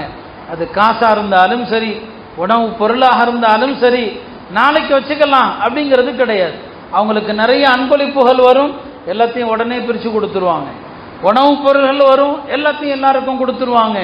நோன்பு வச்சிருப்பாங்க, அவங்க மாலையில் நோன்பு திறக்கிறதுக்குன்னு வரக்கூடிய பொருள் அதையும் கொடுத்துருவாங்க. நாம் இன்னைக்கு நாளைக்குன்னு எவ்வளவு சேர்த்து வச்சிருக்கிறோம்னு சொல்லி ஒவ்வொரு வீட்டையும் ஃப்ரிட்ஜை திறந்து பார்த்தா தெரியும். நாளைக்குன்னு எவ்வளோ வச்சிருக்கிறோன்னு சொல்லி எல்லா வீட்லையும் திறந்து பார்த்தா தெரியுதா இல்லையா, என்னென்ன வச்சிருக்கிறோம் அப்படிங்கிறது தெரியும். அந்த அளவுக்கு எல்லாமே இருந்தும் நாளைக்கும் அதே பொருள் கிடைக்கும், அவ்வளோ வச்சிருக்கிறோம். ஆனால் அவங்கள பற்றி என்ன வருது, லா தும்சிக் ஷைஅன் லிகதின், நாளைக்கு அடுத்த நாளைக்கு என்று எந்த பொருளையும் வைக்க மாட்டாங்க. இந்த பெண்களுடைய முன்மாதிரி அன்னை ஆயிஷா ரலியல்லாஹு அன்ஹா அவர்களுடைய இந்த இரவு நேர வணக்கம், அன்னை ஆயிஷா ரலியல்லாஹு அன்ஹாவுடைய இந்த நஃபிலான நோன்பு. ஆனால் நஃபிலான நோன்பு வைக்கிறதுக்கு கணவனுடைய அனுமதி தேவை. கணவன் அனுமதி கொடுத்தா வைங்க. இந்த காலத்தில் எந்த கணவனும் வேணான்னு சொல்ல மாட்டான். அது சொன்னதுக்கு ஒரு காரணம் இருக்குது. ஏன் சொன்னாங்க, எப்போ சொன்னாங்க, அதுக்கு ஒரு காரணம் இருக்குது. அதனால சொன்னாங்க, இப்போ வச்சா ரொம்ப நல்லதுமா, தயவு செஞ்சு வச்சிரு. அதனால அது அழுத்தம் திருத்தமாலாம் சொல்ல தேவையில்லை, கணவனுடைய அனுமதி கேட்டு தான் வைக்கணும். இப்போ எல்லா கணவன்மாரு என்ன செய்வாங்க, அனுமதி கொடுத்துருவாங்க. அதனால அதில் ஆயிஷாவுடைய அந்த தன்மை, கொடை கொடுக்குற தன்மை, தாராள தன்மை, மார்க்க விஷயங்களுக்கு என்ன செய்யுங்க, தாராளமாக கொடுக்கக்கூடிய அந்த குணம், இந்த விஷயத்தை எடுத்துக்கொள்ளுங்க. எத்தனை சஹாபி பெண்மணிகளுடைய வரலாறு, உம்மு சுலைம் ரலியல்லாஹு அன்ஹுடைய வரலாறு உங்களுக்கெல்லாம் மறுசால சொல்லி தந்திருப்பாங்க. பெருமானார் ஸல்லல்லாஹு அலைஹி வஸல்லம் அவர்கள் சொல்லிக்கிட்டோம்னா,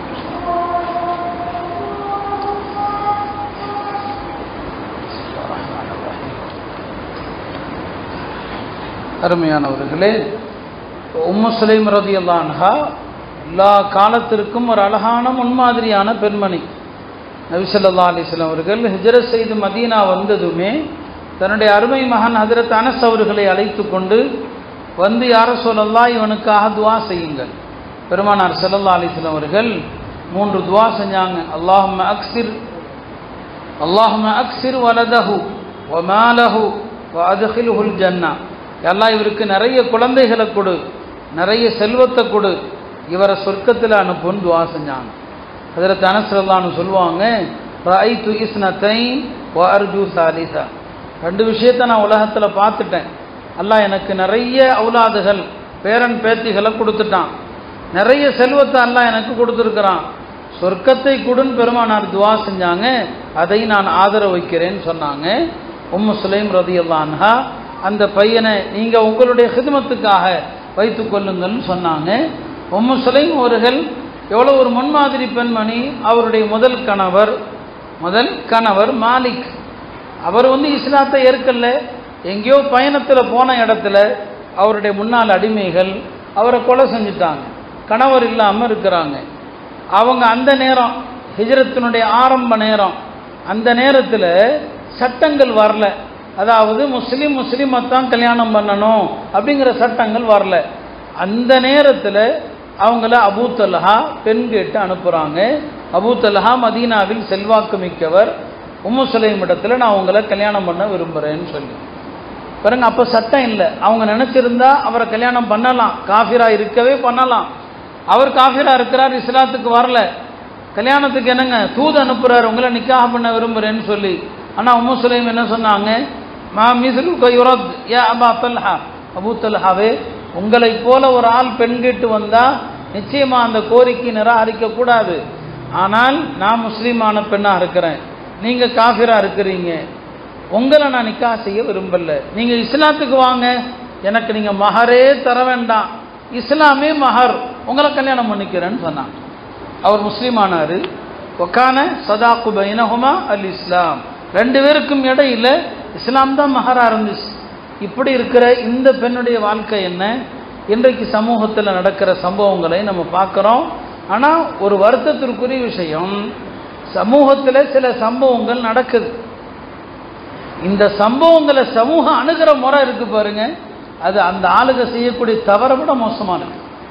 சில தவறுகள் சமூகத்தில் நடந்துருது. சில பெண்கள் அறியாமையிலோ அல்லது ஏதோ ஒரு காரணத்தினாலோ சமூகம் விட்டு சமூகம் போய் வேற இடத்துல கல்யாணம் பண்ணுறாங்க. அது ஒரு பக்கம் இருந்தாலும் அதை நாம் சமூக வலைத்தளங்களில் பரப்புறது, அதை பற்றி நாம் பதிவு செய்கிறது இருக்கு இல்லையா, இது இந்த பிரச்சனையை மேலும் வளர்க்கிறதுக்கு உதவுதே தவிர கண்டிப்பாக இது அந்த பிரச்சனையை ஒருபோதும் ஒழிக்கிறதுக்கு உதவாது.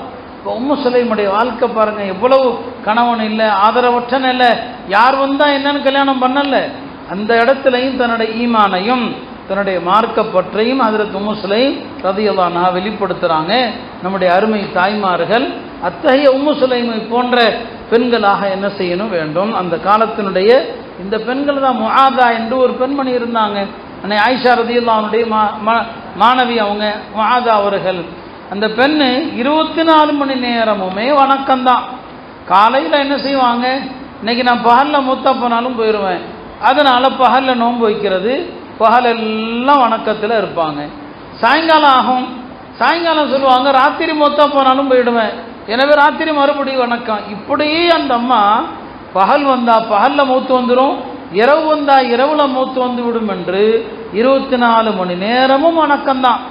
இப்படியெல்லாம் கஷ்டப்பட்டு ஏன் வணங்கணும் அப்படின்னா அவங்க சொல்லுவாங்க, இல்லை கபூரில் இருள் இருக்குது, நீண்ட நேரம் அங்கே உட்கார்ந்துருக்கணும், அந்த கபூருடைய இருளை வெளிச்சத்தாக மாற்றணும்னு சொன்னால் இந்த வணக்கங்கள் தான் உதவுன்னு சொன்னாங்க. நம்முடைய அருமை தாய்மார்கள் நஃபிலான வணக்கங்கள், குர்ஆன் திலாவத்து எதுவுமே இன்றைக்கு இல்லாமல் ஆகிவிட்டது. அதுவும் இந்த ஃபோன்கள் வந்த பிறகு சமூக பெண்மணிகளுடைய நேரங்கள் எல்லாம் வீணாக போகுது. ஒரு சிறந்த இஸ்லாமே என்ன, லாயானி பிரயோஜனமற்ற காரியங்களை விடுறது தான். இன்னைக்கு இந்த பிரயோஜனமற்ற இந்த விஷயங்களுக்கு தான் நம்முடைய தாய்மார்கள் அடிமையாகி கிடக்கிறாங்க. எனவே தயவு செய்து இந்த விஷயங்களை விட்டுட்டு இந்த முன்மாதிரி பெண்கள், இந்த பெண்களுடைய வாழ்க்கையில் சொல்லப்பட்ட விஷயங்களை கடைபிடிக்க அவங்க முயற்சி செய்யணும். இந்த நிஸ்வான்கள் அதற்கு தான் உதவுது. அருமையான தாய்மார்களே, அதனால நம்முடைய நேரங்களில் குர்ஆன் ஓதுவதற்கு ஒரு நேரத்தை கொடுங்க. சொர்க்கத்தினுடைய படித்தரங்கள், சொர்க்கத்தில் எவ்வளவு தரஜாத்துகள் இருக்குது, குர்ஆனில் எத்தனை எழுத்துக்கள் இருக்கிறதோ அந்த எழுத்துக்களுடைய எண்ணிக்கை அளவுக்கு சொர்க்கத்தினுடைய படித்தரங்கள் இருக்குது என்பது ஒரு கருத்து. குர்ஆனில் 10 லட்சத்துக்கும் மேலே உள்ள எழுத்து இருக்குது இல்லையா. நீங்கள் எந்த அளவுக்கு குர்ஆன் ஓதுவீங்களோ சொர்க்கத்தில் அந்த அளவுக்கு படித்தரங்கள். அதுக்கு ஆதாரமாகத்தான் உலமாக்கள் சொல்லுவாங்க, சொர்க்கத்தில் ஒரு காரியை பார்த்து அல்லாஹ் சொல்லுவான், உலகத்தில் யார் குர்ஆன் ஓதிக்கிட்டே இருந்தாங்களோ அவருக்கு அல்லாஹ் சொல்லுவான், இக்ரா வரத்தில் வர்தகி. அங்கேயும் அல்லாஹ் சொல்லுவான், ஓதுங்க ஓதுங்க ஓதுங்க, ஃபைன்ன மன்சிலத்தக இந்த ஆகிர ஆயா, நீங்கள் எந்த இடத்துல ஓதி நிறுத்துறீங்களோ அங்கே உங்களுக்கான சொர்க்கத்தினுடைய படித்தரம் என்ன அது முடிவு செய்யப்படும் சொன்னான். அருமையான தாய்மார்களே, அக்காலத்து பெண்கள் எல்லாம் நிறைய குர்ஆன்கள் ஓதுனாங்க, தங்களுக்காக, இறந்து போனவர்களுக்காக, ஈசால சவாபா அவ்வளவு ஓதி வச்சாங்க. ஆனால் இன்றைய நம்முடைய சூழ்நிலையில் அது என்னங்க, பெண்களிடத்தில் திலாவத்து குர்ஆன் இல்லை. குர்ஆன் ஓதாததுனால வீடுகளில் முசீபத்துகள். குர்ஆன் ஓதுனா அந்த வீட்டில் என்ன கிடையாது, முசீபத் என்னங்க இல்லை. எனவே இந்த முன்மாதிரி பெண்களை எடுத்து நம்முடைய வாழ்க்கையை அமைத்து கொள்ள முயற்சி செய்ய வேண்டும். அடுத்ததாக ஓரிரு விஷயங்கள், நம்முடைய சமுதாயத்து பெண்கள் மார்க்க அறிவு, மார்க்க கல்வியும் கற்றுக்கொள்ளணும். நிச்சயமாக அதுவும் தேவைதான். இந்த மாதிரி நிஸ்வான்கள் அதற்காக வேண்டிதான் என்ன செய்யப்படுது, நடத்தப்படும். இந்த மார்க்க கல்வியில் எல்லா விஷயங்களும் போதிக்கப்படுவது அவசியம்தான். தொழுகையை பற்றி, பெண்களுடைய சுத்தம் சம்பந்தப்பட்டது, இது எல்லாவற்றுக்கும் மேலாக நிஸ்வானுடைய பொறுப்புதாரிகளுக்கும் சொல்கிறேன், கண்டிப்பாக பெண்களுக்கு வியாபாரத்தை பற்றி சொல்லிக் கொடுங்க. ஹலால் ஹராமை பற்றி சொல்லிக் கொடுங்க. வியாபாரம்னா ஹலால் ஹராமை சொல்லிக் கொடுங்க. இன்றைக்கு யாருமே ஆளுங்கள்கிட்ட கேட்குறதே இல்லை. இன்னைக்கு எல்லாருக்குமே முஃப்தி கூகுள் தான். முஃப்தி கூகுள் தான் என்னங்க முஃப்தி. அந்த கூகுள் முஃப்தி என்ன சொல்கிறாரோ அதை வச்சு ஒரு கூடும் முடிவு பண்ணிக்குவார். கூடுமாங்க, கூடும். புரியுங்களா? எந்த ஆலிம் ஷாட்டை கேட்டார்? தாருலும் தேவபந்தில் கேட்டாரா, வேலூர் பாக்கியாத்தில் கேட்டாரா? இல்லை, கூகுள் முஃப்திகிட்ட கேட்டேன், அது கூடுன்னு சொல்லிச்சு, அதனால பண்ணிக்கிட்டு இருக்கிறேன். அப்போ ஹலால் ஹராமுடைய பேணுதல் இல்லாத வாழ்க்கை. பெருமானார் ஸல்லல்லாஹு அலைஹி வஸல்லம் சொன்னாங்க, அல் ஹலாலு பையின், சில விஷயங்கள் தெளிவாக இது ஹலால் என்று முடிவு செய்யப்பட்ட விஷயங்கள். வல் ஹராமு பையின், சில விஷயங்கள் ஹராம் என்று தெல்ல தெளிவான விஷயங்கள். எது ஹலாலோ அதை செய்யலாம், எது ஹராமோ அதை விட்டு விலகி இருக்கணும். எத்தனையோ விஷயங்கள் ஒபைனஹுமா உமூருன் முஷ்தபிஹாத்துன், ஹலால் ஹராம் என்று தெளிவில்லாத குழப்பமான விஷயம். நம்முடைய காலத்தில் இருக்கிற பல்வேறு வகையான இந்த ஆன்லைன் வர்த்தகங்கள், பல வகையான வங்கி பரிமாற்றங்கள், அதில் நிறைய மக்ரூஹ் இருக்குது, ஹராம் நிறைய இருக்குது. அதில் எது கூடும் கூடாது என்று ஈரோடு மாநகரம் பெரிய வணிகர்கள் நிறைந்த மாநகரம். சிறு வியாபாரிகள், நடுத்தர வியாபாரிகள், பெருங்கொண்ட வியாபாரிகள் எல்லாம் இருக்கிறாங்க. நம்முடைய வியாபாரத்தில் ஏதாவது ஹராம் கலக்குதா, மக்ரூஹ் கலக்குதா, அதை நம்ம பார்க்குறோமா? இல்லை. நபி ஸல்லல்லாஹு அலைஹி வஸல்லம் மதீனாவுடைய பெரிய கடை வீதிக்கு வந்தாங்க. யா மஅஷரத் துஜ்ஜார் கூப்பிட்டாங்க. வியாபாரிகளே என்று அழைத்தாங்க. சொன்னாங்க, வியாபாரிகளுக்கு நீங்கள் நேர்மையாக நடந்தீங்க சரிங்களா, நீங்கள் பொய் சொல்லாமல் வியாபாரம் செஞ்சீங்க. அத்தாஜிருல் அமீனு சது, நீங்கள் உண்மையாக பொய் சொல்லாமல் நேர்மையாக நடந்தீங்கன்னா நீங்கள் செய்கிறது உலக ரீதியான ஒரு காரியமாக தெரியலாம். ஆனால் நேர்மையான வியாபாரிக்கு என்ன பரிசு? மறுமையில் அந்நபியின், நீங்கள் நபிமார்களோடு இருப்பீங்க. ஓ சித்தியக்கையின், சித்தியக்குகளோடு இருப்பீங்க. ஓ சுஹதா, சுஹதாக்களோடு இருப்பீங்க.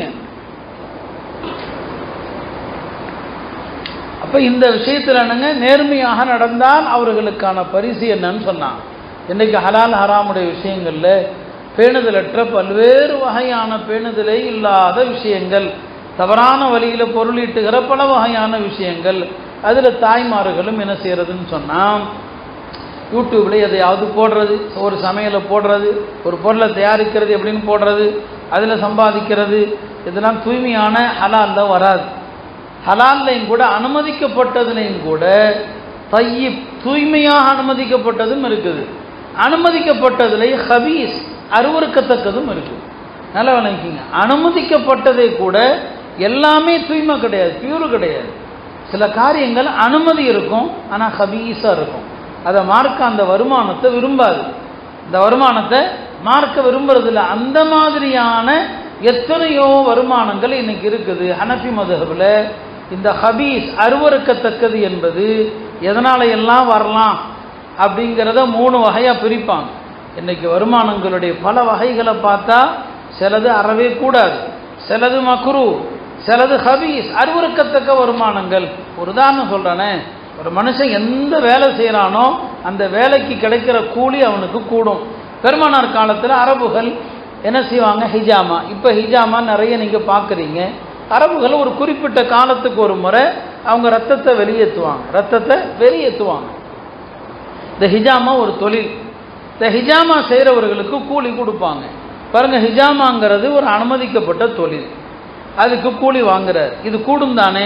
நான் ஹதீஸில் என்ன வருது, உஜ்ரத்துல் ஹஜ்ஜாமி ஹபீசம்.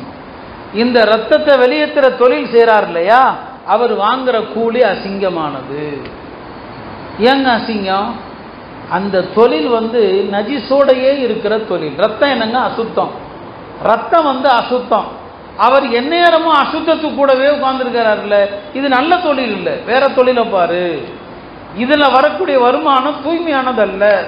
இது ஒரு உதாரணத்திற்கு தான், ஒரு சின்ன சாம்பிள் தான் இது.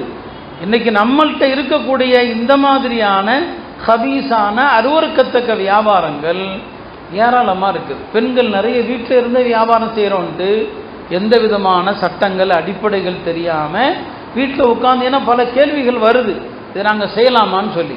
மார்க்கத்தில் பல வியாபாரங்களுக்குண்ட பல கட்டுப்பாடுகள் இருக்குது.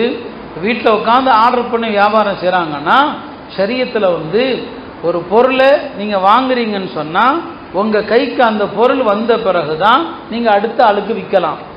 உங்களுக்கு அது டெலிவரி ஆகணும். உங்கள் கையில் வராமல் அடுத்த ஆளுக்கு என்ன செய்யக்கூடாது, விற்கக்கூடாது. ஆன்லைன் வர்த்தகத்தில் ஈடுபடும் போது ஷரியத்தினுடைய பல நிபந்தனைகள் மீறப்படக்கூடிய சூழ்நிலை இருக்குது. இதெல்லாம் தெரியாமல் பெண்கள் செய்கிறாங்க. அதனால் இந்த நிஸ்வான் பெண்கள், அந்த பெண்மணிகளுக்கு என்ன செய்யுங்க, யாராவது ஒரு சிறந்த முஃப்தியை வைத்து இந்த மாதிரி வீட்டில் உட்காந்து சரி தொழில் செய்யுங்க, அது ஹலாலான தொழிலாது, அதில் என்னென்ன ஷரத்துகள் பேணப்படணும், என்னென்ன நிபந்தனைகள் பேணப்படணும், இதை ஆலிம்களை வைத்து சொல்லிக் கொடுங்க. சொல்லிக் கொடுத்து அந்த செய்யணும். நான் தப்பு இல்லை, பெண்கள் பர்தாவை பேணி தொழில் செய்யணும்னு நினச்சா செய்யலாம்.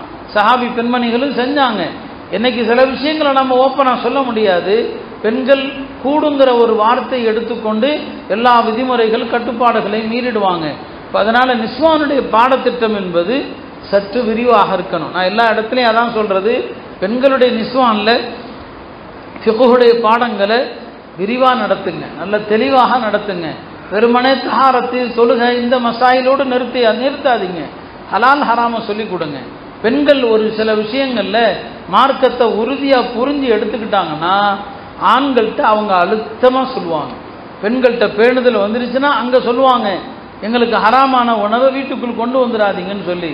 அதனால் இந்த ஹதீஸை மையப்படுத்தி பெண்களுக்கு இந்த வியாபார சம்பந்தமான ஹலால் ஹராம் சம்பந்தமான விஷயங்களை கற்றுக் கொடுங்க. ஒரு அடிப்படை எப்போதுமே இங்கே இருக்கிற ஆண்கள் பெண்கள் எல்லாருக்கும் சொல்கிறேன், நபி ஸல்லல்லாஹு அலைஹி வஸல்லம் சொல்லக்கூடிய ஒரே அடிப்படை தான், தாமா எரீபுக்க இலா மாலா எரீபுக்க. சந்தேகம் வந்துருச்சுன்னா அதை விட்டுறணும். சந்தேகம் இல்லாமல் உறுதியாக எதை இருக்குதோ அதை எடுக்கணும். அதனால் சந்தேகம் வந்துருச்சு, அந்த காரியத்தை நாம் செய்யவே கூடாது. இன்றைக்கு இருக்கக்கூடிய பல்வேறு இந்த சந்தேகத்திற்குரிய வியாபாரங்கள் இதையெல்லாம் விட்டு சுத்தமானாதான் நம்முடைய அமல்கள் அல்லாஹ்ட்ட ஏற்கப்படும். இன்றைக்கி நாம் வியாபாரத்தில் என்ன தவறுனாலும் செஞ்சுக்கலாம். எந்த தவறு செஞ்சாலும் நாம் சதக்கா செஞ்சால் சரியாயிடும், ஒரு பள்ளியாசலுக்கு உதவி செஞ்சால் சரியாயிடும், ஒரு மதரசாவுக்கு கொடுத்தா சரியாயிடும். நபி ஸல்லல்லாஹு அலைஹி வஸல்லம் தெளிவாக சொன்னாங்க, லா துக்பல் ஸலாத்தும் பிகைரி துஹூர் வலா சதக்கத்தும் மின் குலூல். அல்லாஹ் சுத்தமின்றி தொழுகை அல்லாஹ் ஏற்க மாட்டான்.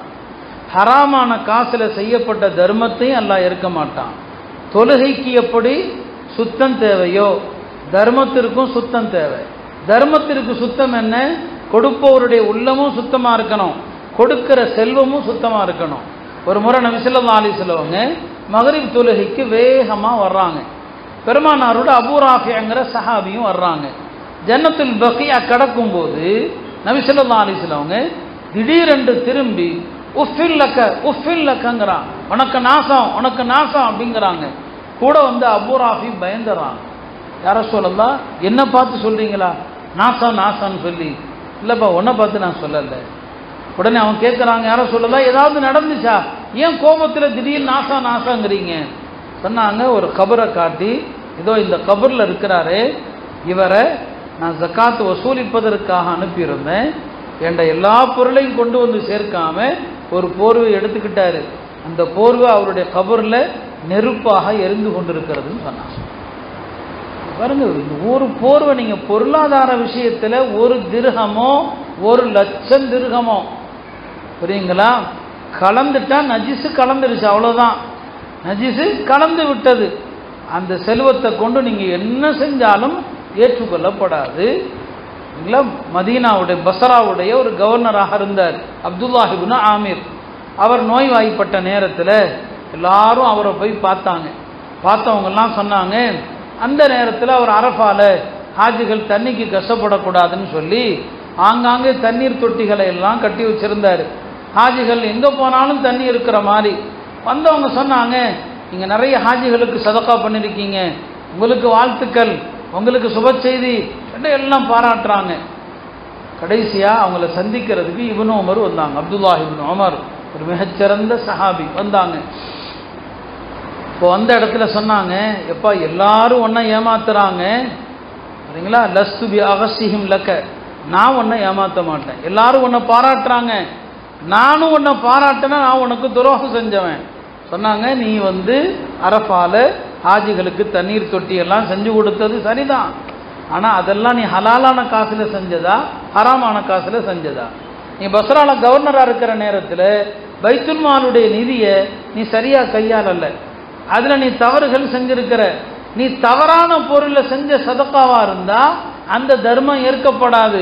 அப்பதான் இப்னு உமர் இந்த ஹதீஸை சொல்றாங்க, லா துக்பல் ஸலாத்தும் பிகைரி துஹூர், சுத்தம் இல்லாம தொழுகை ஏற்கப்படாது.